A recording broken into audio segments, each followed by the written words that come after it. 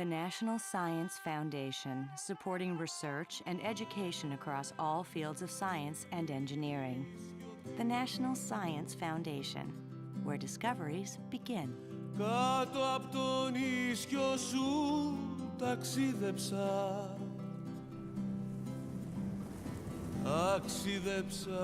This film is a tribute to all those early Greek explorers whose ideas still light our world.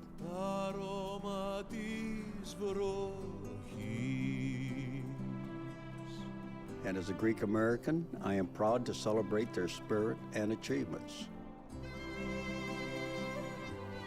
I hope you'll be amazed and inspired by their story and by all the wonders of ancient Greece.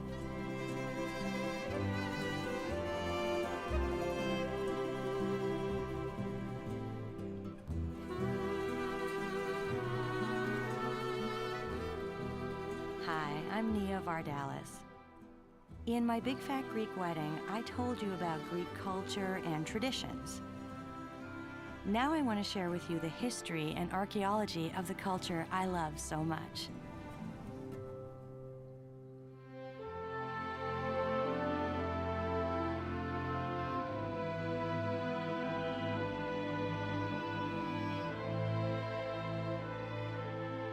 "2,500 years ago, our ancestors initiated the most radically innovative period in all of human history. They redefined art, literature, medicine, and philosophy, and created a new kind of society based on equality, a democracy.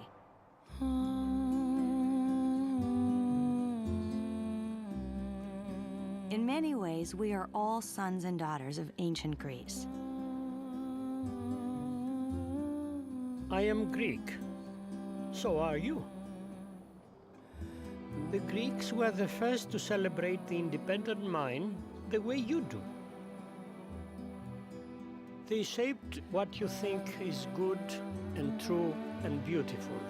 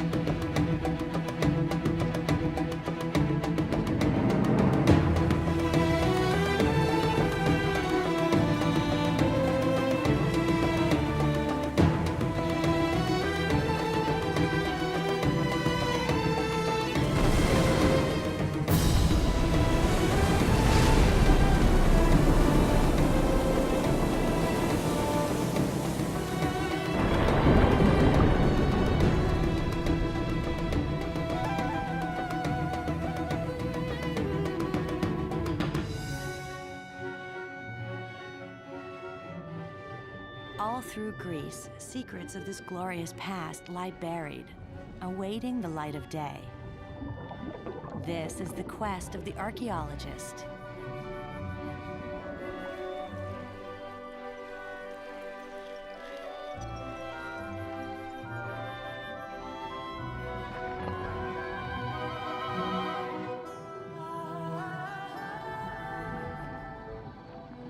After 2,000 years, chance uncovered the statue of Poseidon, god of the sea.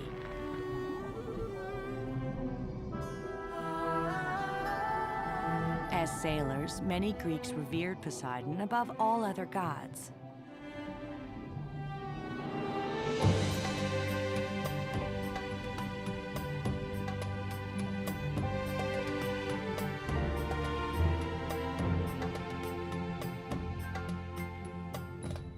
In all of the Mediterranean, the Greeks were the first ever to make seagoing voyages.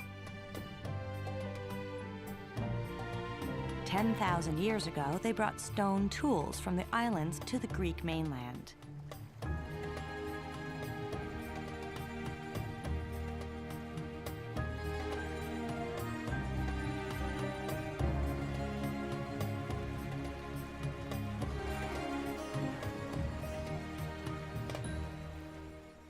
They became skilled sailors because they had to be. They lived in a land of 2,000 islands.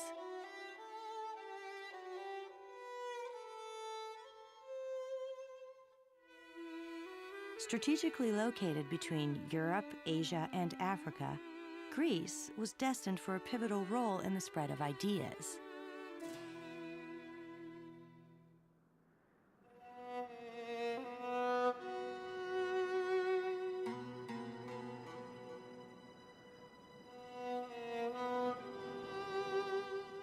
Throughout Greece, magnificent stone ruins announce the legacy of a mighty civilization. But beneath the ground, there are whispers of a secret world. As an archaeologist, Christos Dumas has spent a lifetime listening for these voices of the past. My father was a farmer, too poor to own his own land. Just like these children, I grew up living and breathing the history of my country.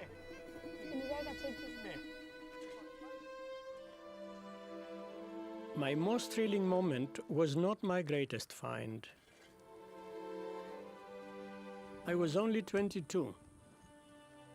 I discovered a scrap of broken pottery that somebody had inscribed 2,500 years ago. I knew right then I had to devote my life to this kind of detective work.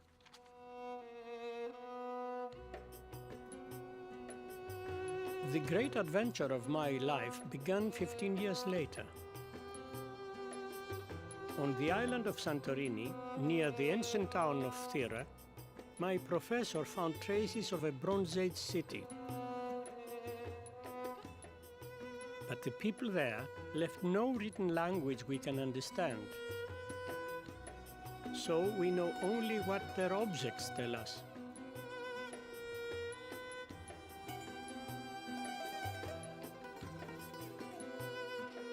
Dr. Spiridon Marinatos had found evidence that would open the door to a lost world. And he asked me to join him.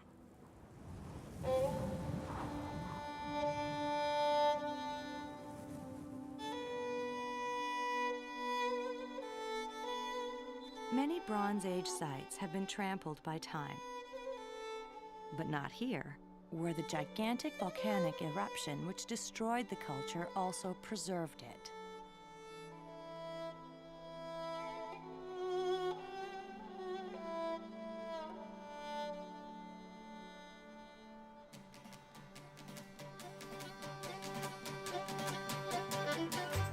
On Santorini today, you can feel the pulse of life.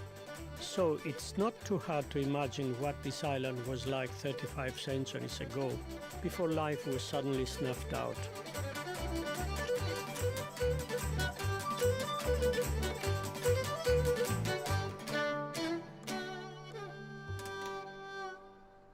The shape of the island, surrounding a huge volcanic crater, has prompted some archaeologists to look here for the lost city of Atlantis, the fabled city Plato wrote about.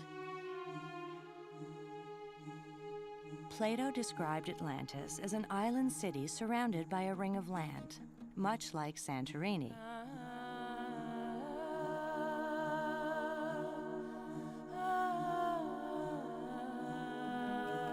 Could Santorini be Atlantis? To me, Atlantis is no more than a fascinating myth. But what we were about to find was even more intriguing.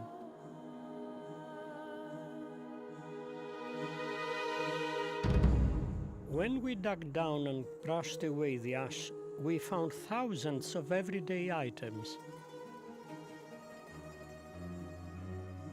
Tools and clay pots containing remnants of barley, fish, and snails.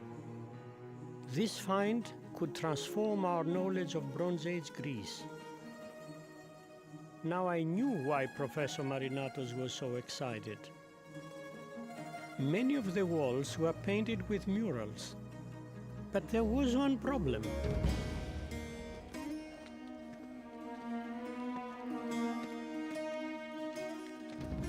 The wall paintings were smashed to pieces.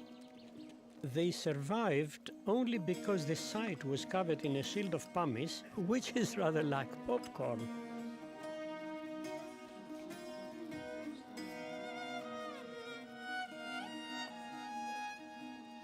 Piecing the paintings together is like getting to know someone. But one day you realize this is now somebody you wonder about and care about, a new friend.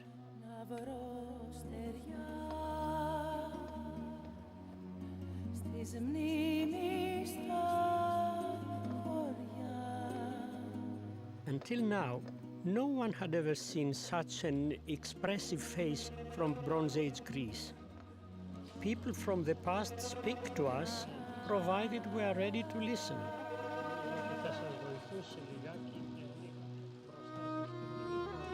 The paintings opened a wonderful window onto the lives of some gentle, artistic people.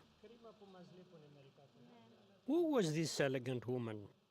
She picks crocus flowers, which yield the coveted spice, saffron.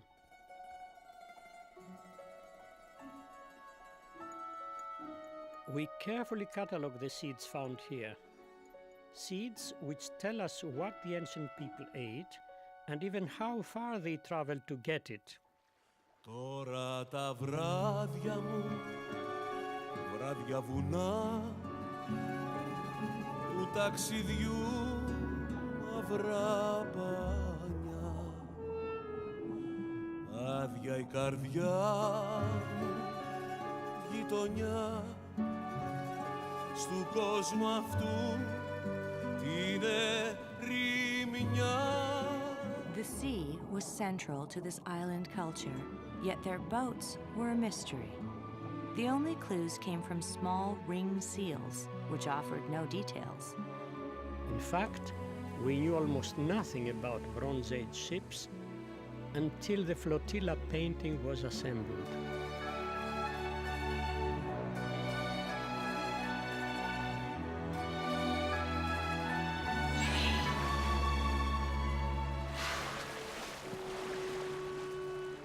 We were amazed to see such large ships. For the first time, we could see details of their sails and rigging. This painting broadened our knowledge tenfold. Φωνή της μοίρας, φωνή της λύρας, τραγούδισε μου το παράπονο που ζω. Τραγούδισε μου, αλήθεια πες μου, πότε τα μάτια της θα δω. We found no palace on Santorini, only comfortable houses. The people had leisure time to pursue the arts and sports, like boxing. Now that we had come to know the people through the paintings, we were really curious. What was their fate when the volcano erupted? When we removed the volcanic material, we found nobody, no victims, and it is a surprise. What happened? Because nobody could have survived such a disaster. Poisonous gases accompany the eruption, and people would have died instantly, just as they did at Pompeii.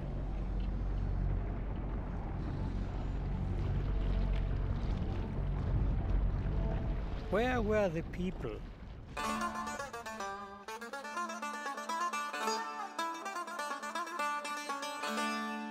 To unravel this mystery, we had to understand the volcanic eruption that buried their homes. For that, I turned to my friend with a long name, the volcanologist Dr. Yorgos Vouliokalakis. I call him George. George to the rescue.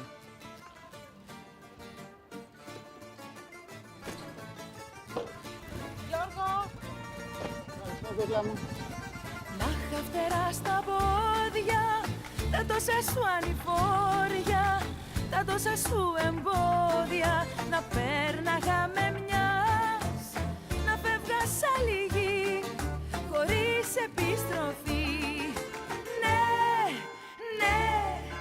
χωρίς επιστροφή. Ναι, ναι, να φεύγα σαν λυγή, να μου φωτιά που απλώνει, ήλιος που ξημερώνει και να σε εσύ το χιόνι.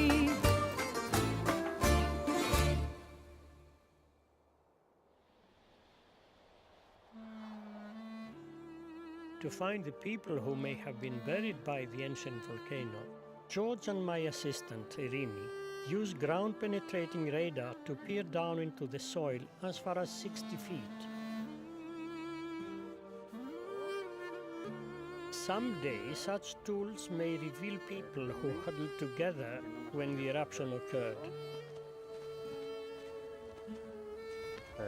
In our search, George and I used the Socratic method by asking questions of each other. Yes, but this is due to what? To the composition or to the machine or to the capacity of the machine or what? Okay, I think that it's because there is no settlement here. Was there enough time to escape the island in boats? George said that perhaps the timeline of the eruption could help us.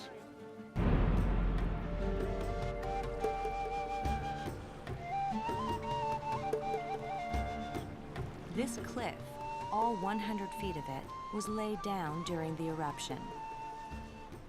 To George, the cliff is a timetable, a diagram showing how the eruption unfolded. By studying the layers of debris, George can trace the 4 phases of the Great Eruption. Because the bottom layer was just 3 inches thick, George knew that the first phase lasted only about 10 minutes. Fine yellow wash layer, which fell for about 10 minutes before the big blast began. It's like mud. Yes, this is muddy layer. And people could survive this event. But the big problem began after it. The volcano gave off plenty of warning signals. But once the second phase began, it turned deadly in just minutes.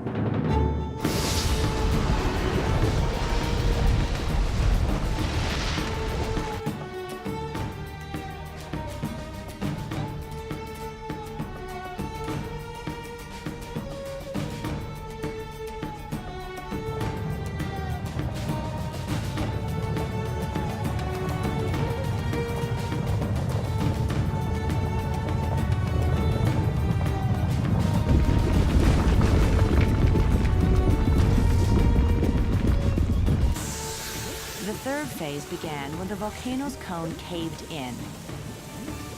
Seawater rushed into this inferno, creating a pressure cooker of superheated steam, which set off a massive explosion with the force of 40 atomic bombs.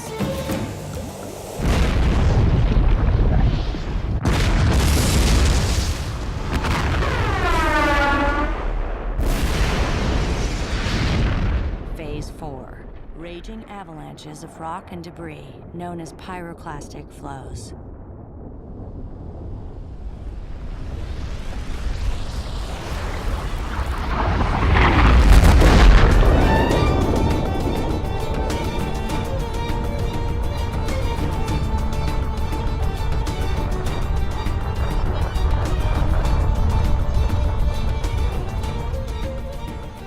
Evidence suggests that the volcano produced gigantic waves, 60 feet high.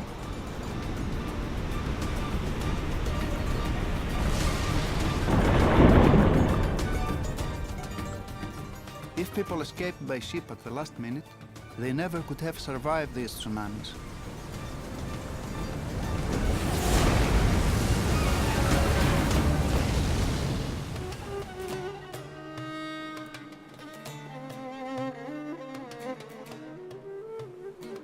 The thickness of ash has proved that this was probably the largest volcanic explosion ever witnessed.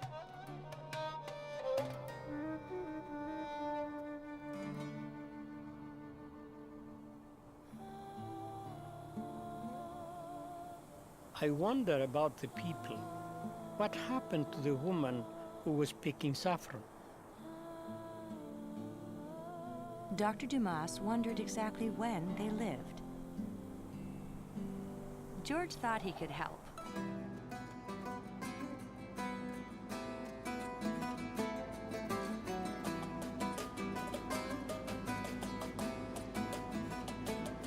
George makes frequent trips to study the volcano's vents. This is George's laboratory.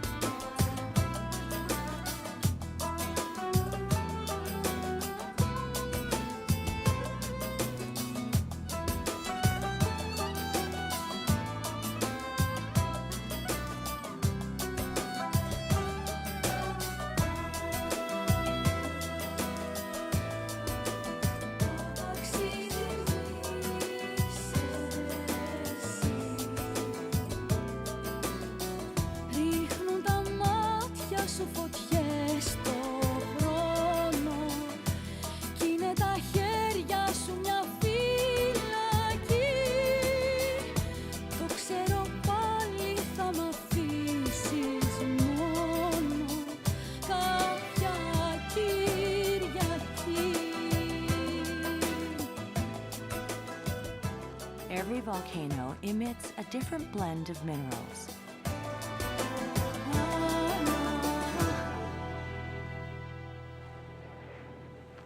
To pinpoint the exact date of the eruption, George and other geologists identified the distinct mineral fingerprint of the Santorini volcano. When the volcano blew, it was heard thousands of miles away. This volcano had a global impact on weather patterns. Far away in Greenland, when the volcanic ash settled on the ice cap, it left a fingerprint. Who would expect that an ancient Greek secret lay buried in a glacier? Scientists have drilled down 2 miles into the ice cap to recover ice cores that go back 250,000 years. Each stripe represents a summer and winter. The unmistakable fingerprint of the Santorini eruption tells scientists exactly what year the volcano blew. 1646 BC. A century earlier than the historians had previously thought.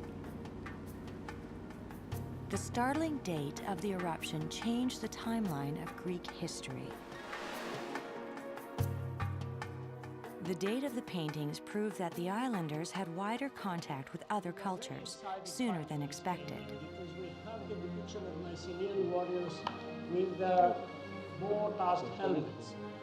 Boar tusk helmets were worn only by Mycenaeans, Greek mainlanders considered enemies of the island cultures. Yet here they all are, side by side, on the same ship. Something that archaeologists are still coming to grips with.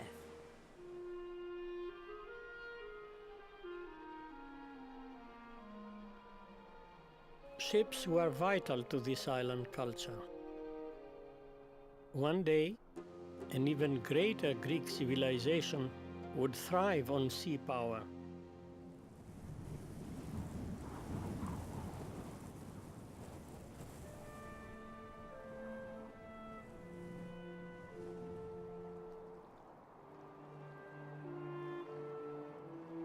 A 1,000 years after the volcano buried Santorini, the Greeks sailed well beyond the Aegean Sea, encountering exotic new ideas which inspired them to reshape their view of the world.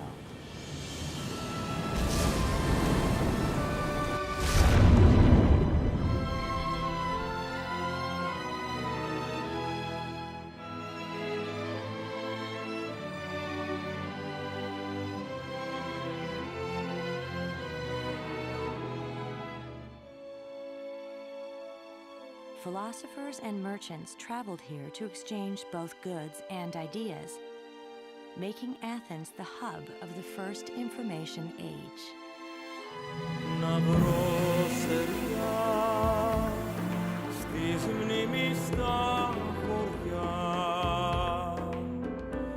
να βρω στεριά να ρίξω άκυρα βαριά.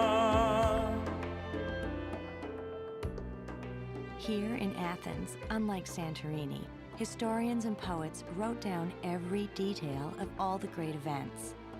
Φωτιά που μοιάζει σε σένα. Instead of digging through dirt, scholars dig through written texts to find the secrets of the past. The earliest written languages were complicated. Only priests and scribes could master Egyptian with its 1,000 hieroglyphs. By radically simplifying the alphabet, the Greeks opened up written language to the ordinary citizen. What a powerful tool for the spread of democratic ideas.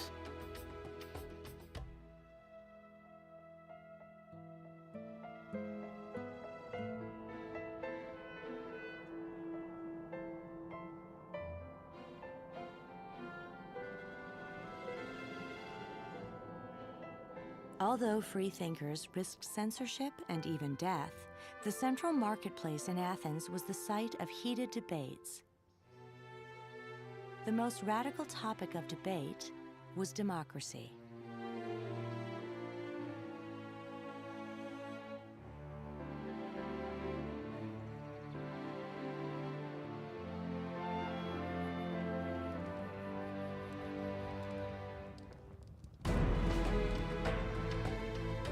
In 510 BC, the citizens of Athens voted for the first time, signaling their choice with white or black stones. But this experiment in democracy had limits. Voting was open only to citizens, male citizens. Women and slaves could not vote. For nearly a century, Greece blazed like the sun at the intellectual center of the ancient world, embracing foreign ideas and improving on them.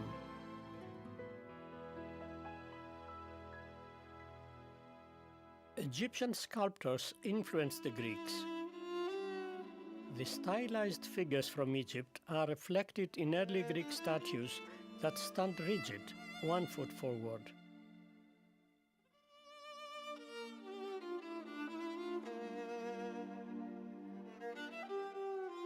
But once the Greeks mastered the skill, they took it to another level and made it their own.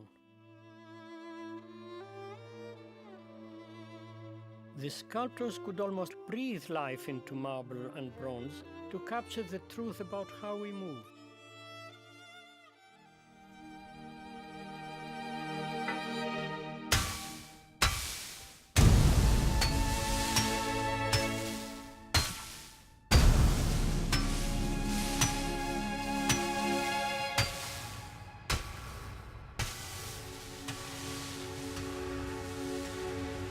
Πότε τα μάτια της θα δω.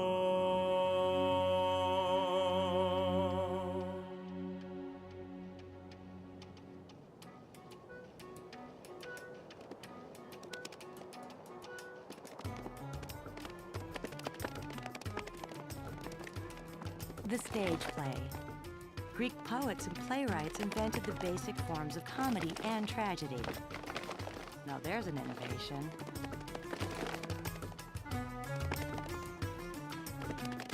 Hundreds of theatres were built all over the Greek world. The ancient Greeks grasped the true purpose of theatre. It was not simply entertainment. Theatre was a central forum for debating ideas. Ώστε εδώ είστε λοιπόν. Ελάτε να σας ανακοινώσω κάτι. Λοιπόν, τα αποφάσισα. Θα κάνουμε αποχή από το σεξ να σταματήσει ο πόλεμος. This is the great play Lysistrata, one of the first anti-war comedies. Ούτε κι εγώ και στο είναι σούνι ο πόλεμος. Hey, I think that's my cousin. Ούτε εσύ που μου έλεγες θα έχουμε στο κορμί σου τα δύο. Εσύ. Αποκλείεται. Ούτε εγώ. Όχι. Όχι.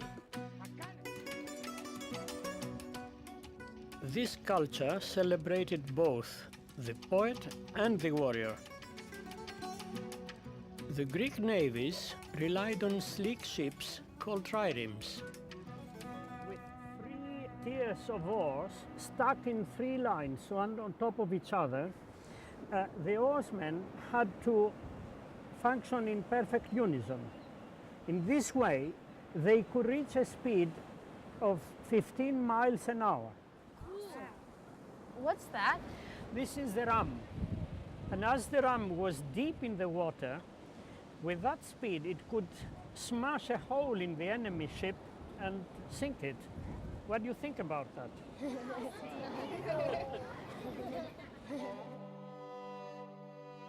To expand their empire, the Persians attacked Greece.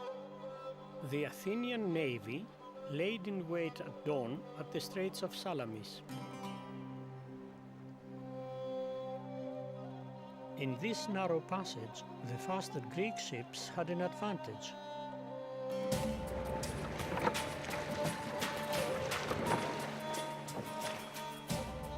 Though outnumbered 2-1, the more maneuverable Greek ships were able to ram the Persian ships and win a decisive victory. At Salamis, Greek seafaring skills preserved democracy.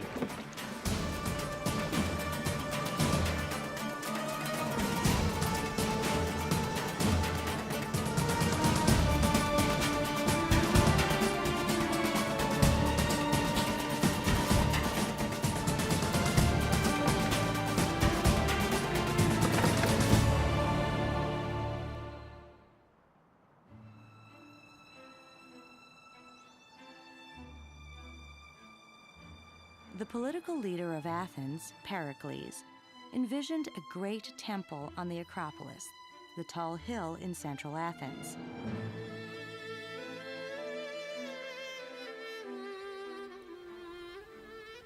Hundreds of stonemasons labored for 15 years.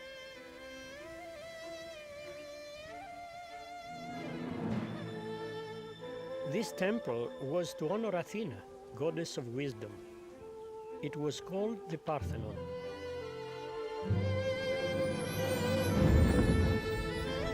Of all the gods and goddesses, Athena was the most revered by the Athenians.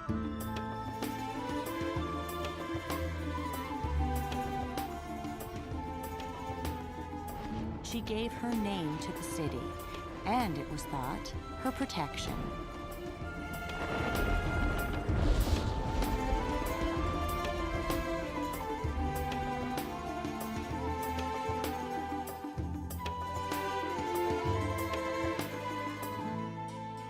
Today, the words of Pericles seem prophetic, but not in the way he intended. You should fix your eyes every day on the greatness of Athens, as she really is, and should fall in love with her. When you realize her greatness, then reflect that what made her great was men with a spirit of adventure, men who knew their duty, men who were ashamed to fall below a certain standard.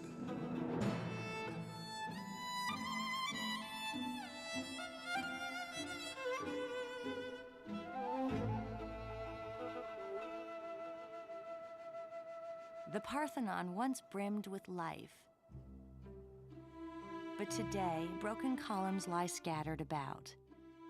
New software helps archaeologists piece together the puzzle without physically moving around blocks of marble that weigh 10,000 pounds each.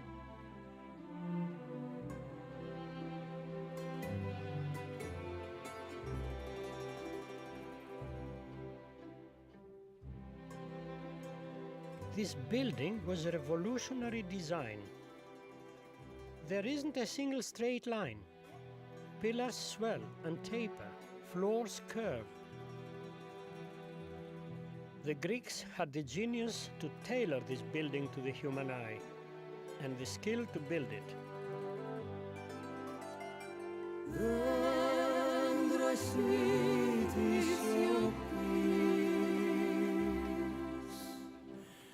Κάτω απ' το μίσιο σου ταξίδεψα, ταξίδεψα και ζήλεψα. Τα αρώμα της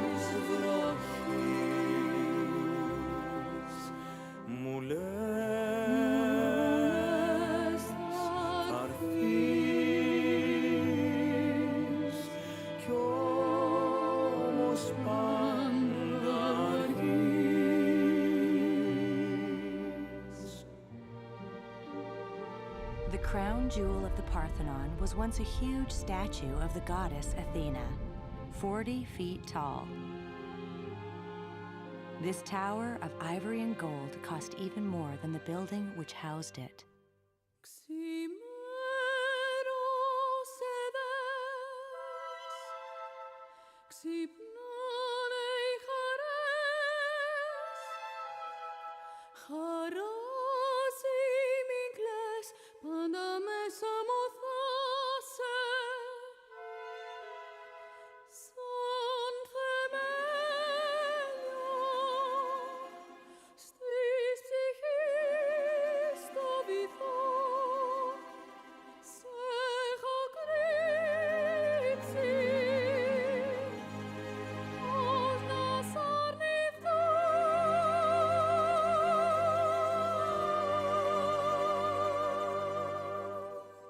When the computer carried us back through time, I felt such a deep connection to my Greek ancestors.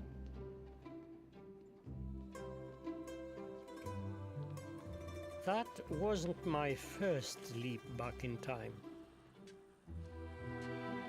That little piece of pottery I unearthed 50 years ago was a ballot used to vote against Pericles, the visionary builder of the Parthenon. I've never forgotten that moment.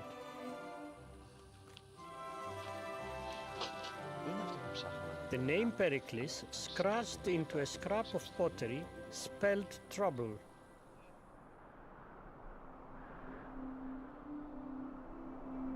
Athens had overspent her treasury. The Parthenon, once a symbol of glory, now stood for arrogance and extravagance. Athens overextended her armies in too many wars, too far afield. The long wars with Sparta left Athens too poor and too weak to keep her grasp on power.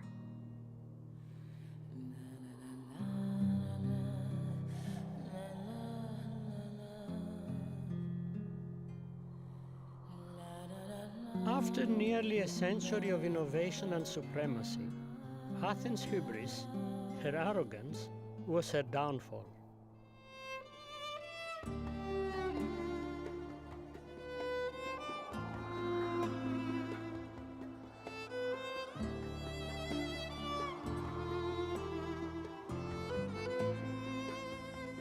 Here, on the abandoned island of Delos, you can almost hear the echoes of high-flying Athens crashing to earth.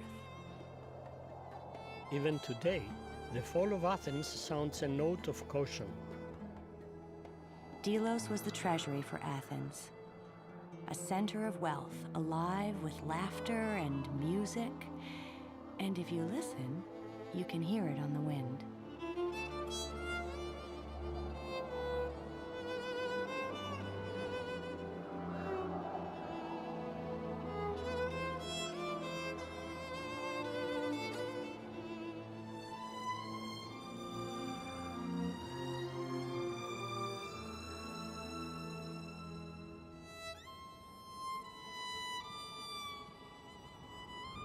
Civilizations can simply crumble. Volcanoes can bury them. They can collapse under the weight of their own pride and ambition. When civilizations fall from a great height, they shatter. But centuries later, those glorious fragments still enrich our lives.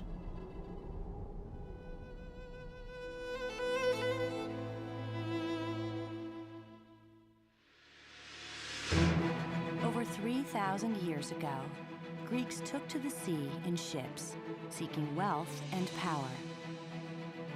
But the most vital cargo they brought back was knowledge and new ideas.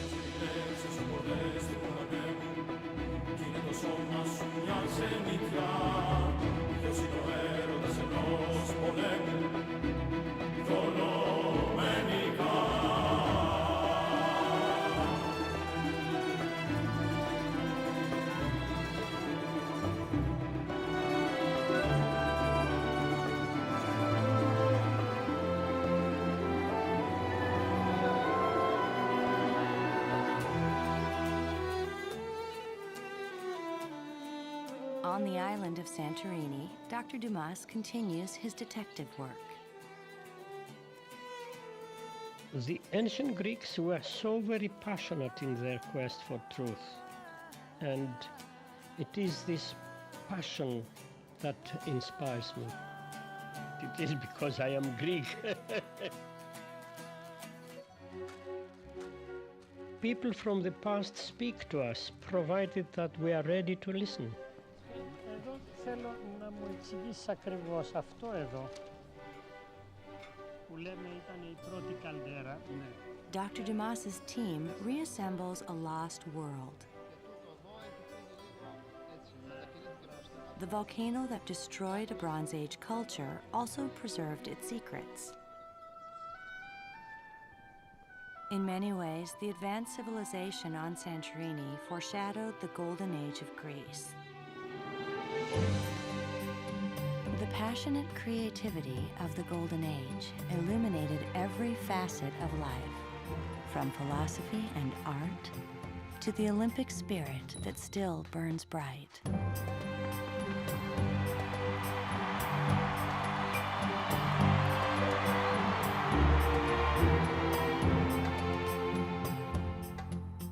No other civilization has so profoundly shaped who we are and how we live. My Greek ancestors taught us to govern ourselves with moderation, heal ourselves through the use of logic,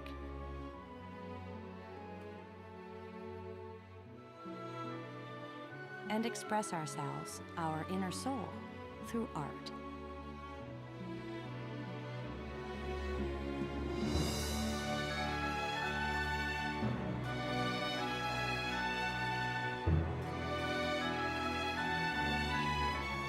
The world has never seen anything quite like the transformation of ancient Greece, where an enlightened society based on equality redefined what it means to be human.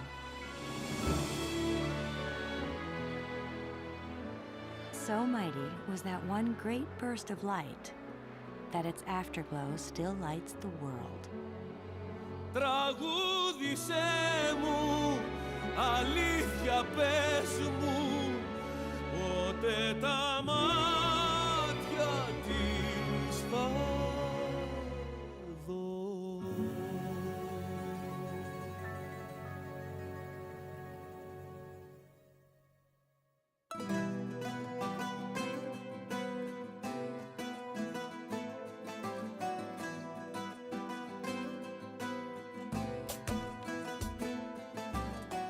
Μοιάζουν οι λέξεις σου χορδές του ανέμου κι είναι το σώμα σου μια ξενιτιά. Ποιος είναι ο έρωτας ενός πολέμου πιο λομενικά. Το ταξίδι μου είσαι εσύ, κράτησε με, δες με κι άκουσέ